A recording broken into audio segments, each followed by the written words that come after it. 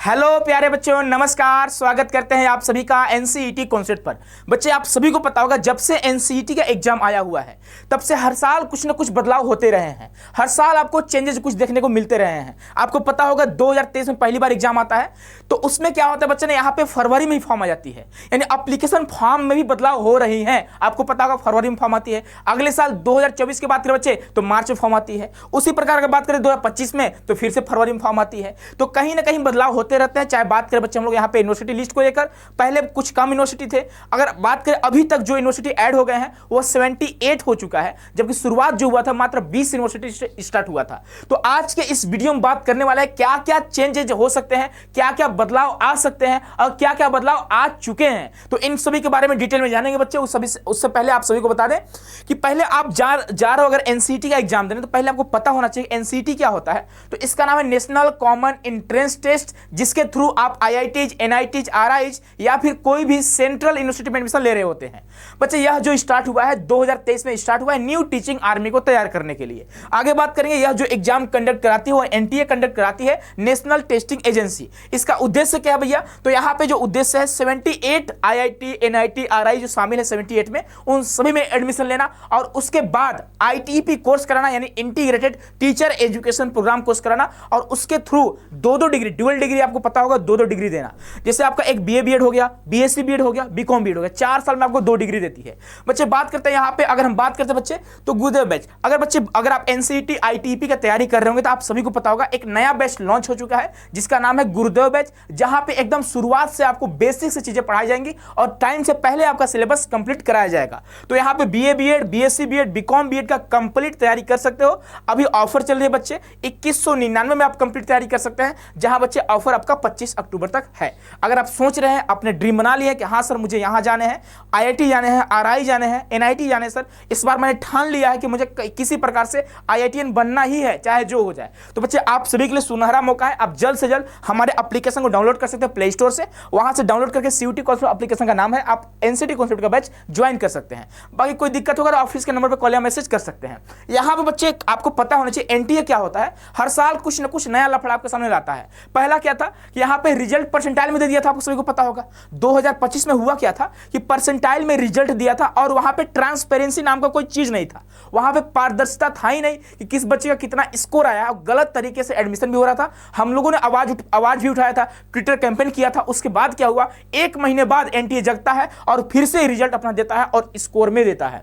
उसके बाद बच्चे यहां बात करेंगे सिलेबस भी चेंज करता है, आपको पता होगा, शायद नहीं पता होगा बता दें आपको। टीचिंग एप्टीट्यूड के सिलेबस की बात करें, एग्जाम से 2 महीने पहले चेंज कर देता है। हम लोगों ने साल भर पढ़ा उसको, ठीक है, 6 महीने 7 महीने पढ़ा, अचानक सिलेबस चेंज करता है, लेकिन 4 दिन बाद फिर से वही सिलेबस डाल देता है। तो ये भी एनटीए का कारनामा रहा है ना। उसके बाद बच्चे एग्जाम पोस्टपोन हुआ था 2024 में, आपको पता होगा। उसके बाद बच्चे लास्ट मोमेंट में कुछ ना कुछ चेंजेस कर ही देती है।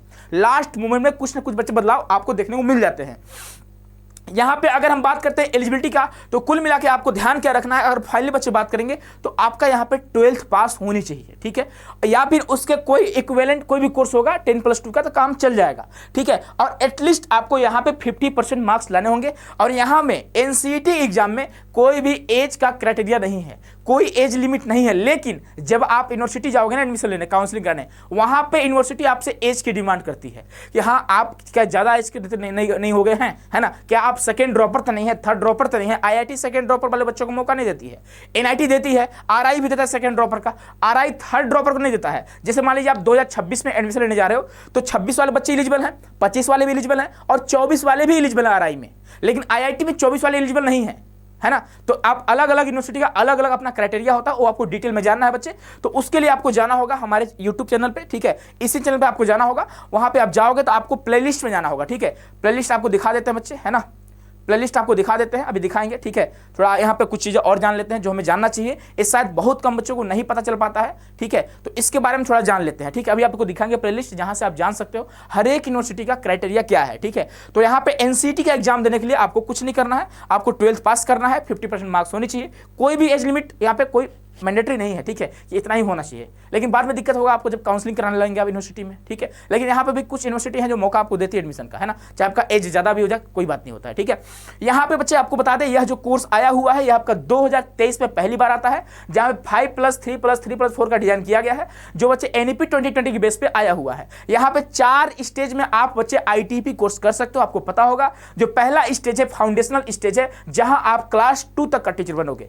प्रिपरेटरी स्टेज का कोर्स करते हो बच्चे तो क्लास 5 तक का टीचर बनोगे, और मिडिल स्टेज का कोर्स करते हो तो क्लास आप बच्चे 8 तक का टीचर बनोगे, और वही सेकेंडरी स्टेज का कोर्स करोगे तो आप क्लास 12 तक का टीचर बन सकते हो। आगे बात करेंगे बच्चे, यहाँ पे हम समझेंगे कि यहाँ पे टाइमिंग क्या होता है एग्जाम का, तो आपको पता होना चाहिए। यहाँ पे एग्जाम 2 शिफ्ट में होता है, या तो आपका पहला शिफ्ट में आ सकता है या तो दूसरा शिफ्ट हो सकता। अब ये मत सोचना सर क्या हमको 2 शिफ्ट में देना, नहीं, आपको कोई एक शिफ्ट में ही देना है, चाहे शिफ्ट 1 में दो, चाहे आप बच्चे शिफ्ट 2 में दो, ठीक है। टाइमिंग जो शिफ्ट 1 का 9 से 12 होता है, और टाइमिंग शिफ्ट 2 का 3 से 6 होता है। टाइमिंग 180 मिनट का होता है, CBT मोड में एग्जाम होता है, और लास्ट ईयर जो एग्जाम हुआ था 29 अप्रैल को हुआ था, तो हम इसी डेट को मानकर चलेंगे कि हमारे 2026 में इसी डेट को एग्जाम होने वाले हैं। आगे बात करेंगे बच्चे, यहाँ पे आप देखोगे अगर स्कीम आप एग्जामिनेशन या पैटर्न आप एग्जामिनेशन को समझे तो यहाँ पे लैंग्वेज 1 से 23 क्वेश्चन पूछते हैं, 20 का आंसर करना होता है। लैंग्वेज 2 से 23 पूछते हैं, कोई भी 20 का आंसर करना होता है। टीचिंग एप्टीट्यूड और जनरल टेस्ट से 23 और 28 क्वेश्चन पूछते हैं,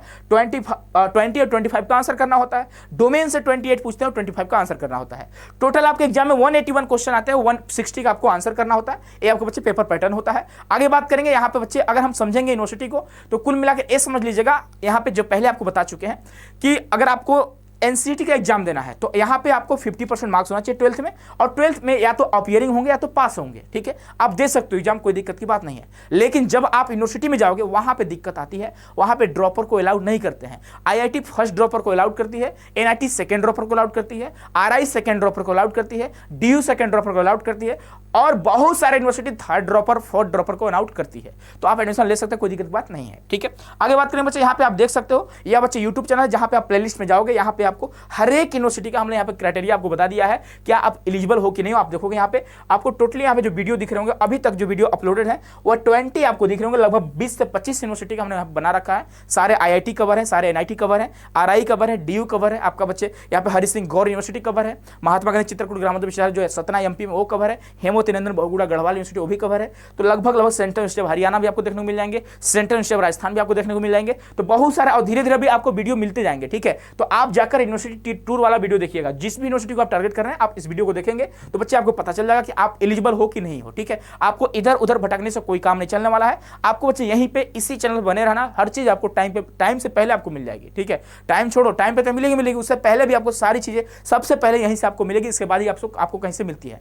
बच्चे यहाँ पे हम देखेंगे आपका एग्जाम कब हो सकता है, ठीक है। तो ध्यान सुनिएगा कि 2023 में क्या हुआ था कि बच्चे 26 जून को बच्चे यहाँ पे लेट से एग्जाम हुआ था, ठीक है। बहुत लेट से हुआ था क्योंकि पहली बार आता था, थोड़ा टाइम लग गया होगा, ठीक है। तो 26 जून को फॉर्म आती है, 19 जुलाई 20 जुलाई लास्ट डेट होता है, और अगस्त में आपका एग्जाम होता है, 10 अगस्त से पहले एग्जाम हो जाता है, ठीक है। वहीं अगर हम 2024 की बात करें बच्चे तो 13 अप्रैल को फॉर्म आता है, ठीक है। और एग्जाम जो होता है बच्चे वो आप देखोगे मई जून में आपका एग्जाम होता है, ठीक है। 12 जून को आपका एग्जाम होता है। वहीं बात करें बच्चे, यहाँ पे आप देखोगे 2025 में हुआ क्या था कि यहाँ पे 16 मार्च 18 मार्च लास्ट डेट था, लेकिन डेट बढ़ाया गया और 31 मार्च तक आप फॉर्म भर सकते थे, और 29 अप्रैल को यानी जस्ट 1 महीने बाद आपका एग्जाम हुआ था। अब बच्चे हम बात करेंगे 2026 का कि आपका एग्जाम डेट कब हो सकता है, रजिस्ट्रेशन एंड कब हो सकता है, ध्यान से सुनिएगा। और यह जो बच्चे है एक्सपेक्टेड है, ठीक है, टेंटेटिव शेड्यूल है, आप देख सकते हो। रजिस्ट्रेशन डेट की बात करेंगे तो लास्ट वीक ऑफ फरवरी में आपका बच्चे रजिस्ट्रेशन स्टार्ट हो जाएगा। और वहीं अगर बात करते हैं रजिस्ट्रेशन एंड कब होगा तो लास्ट वीक आप मार्च समझिएगा। उसके बाद अगर हम एडमिट कार्ड की बात करेंगे तो एग्जाम से 3 से 4 दिन पहले आता है। और अगर हम बच्चे एग्जाम डेट की बात करेंगे तो लास्ट वीक आप अप्रैल या फिर फर्स्ट वीक आप मई में आपका एग्जाम हो सकता है, और यह टेंटेटिव है भाई। रिजल्ट की बात करेंगे लगभग 1 से 1.5 महीने बाद आपके रिजल्ट भी आते हैं, और साथ ही साथ काउंसलिंग जो बच्चे स्टार्ट होता है, जैसे ही आपके रिजल्ट आते हैं तुरंत आपका 2-3-4 दिन में हर एक यूनिवर्सिटी अपना काउंसलिंग स्टार्ट कर देती है। तो यह बच्चे आपका टेंटेटिव शेड्यूल है, आप देख सकते हो इसको। इसके अलावा बच्चे आप सभी को पता होगा कि श्योर सिलेक्शन बैच में अभी 500 का ऑफर चल रहा है, 500 का ऑफर चल रहा है, जहां पे बच्चे आप मात्र 1999 बच्चे, आप समझिए 2499 नहीं, आप मात्र 1999 में कंप्लीट तैयारी कर सकते हैं, पहले बैच में जोड़ सकते हैं और वहां पे आपको बहुत सारी चीज फ्री मिलती है। अगर चाहे बात करें कोई भी बैच आती है वो आपको सारा फ्री मिलता है, चाहे टेस्ट सीरीज की बात करें चाहे ई बुक की बात करें, सारा चीज बच्चे आपको फ्री मिलता है। ठीक है, जब आप श्योर सिलेक्शन बैच ज्वाइन करते हैं तब की बात कर रहे हैं। और अभी फर्स्ट वीक ऑफ नवंबर से श्योर सिलेक्शन बैच का मॉक टेस्ट भी आप सभी को देखने को मिल जाएंगे, बहुत जल्द स्टार्ट होने वाले हैं। बाकी आई होप कि आप समझ रहे होंगे चीजों को। बाकी खुश रहिए, मस्त रहिए। नमस्कार, सत श्री अकाल, आदाब।